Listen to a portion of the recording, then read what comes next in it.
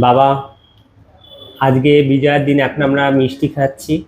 তো একটু সবার সাথে শেয়ার করো, তোমাদের ছোটবেলায় বিজয়া দশমী কেমন কাটাতে। সেই সময় বিজয়া দশমীর সাথে এখনকার বিজয়া দশমীর কিন্তু একটু ফারাক আছে।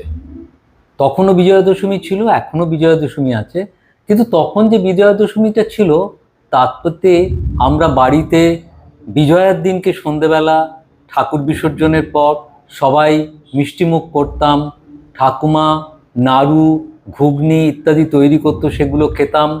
বাড়িদের সবাইকে প্রণাম করে, বড়দের প্রণাম করে আমরা যেতাম কাছাকাছি যারা আত্মীয় স্বজন আছে তাদের বাড়িতে বিজয়া করতে। সে সময় কোলাকুলি ছিল একটা মধুর, একটা বন্ধুত্বপূর্ণ একটা আবেদন। সেটা কিন্তু এই যুগে পাওয়া যায় না। এই যুগে আরেকটা হয়ে গেছে কি, নিজেদের বাড়িতে যেটুকুনি করা হয় তোমার বিজয়া, বাকিটা কিন্তু হয় সোশ্যাল মিডিয়ার মাধ্যমে তাদের অন্য লোকের প্রণাম জানিয়ে বা ইয়ে করে।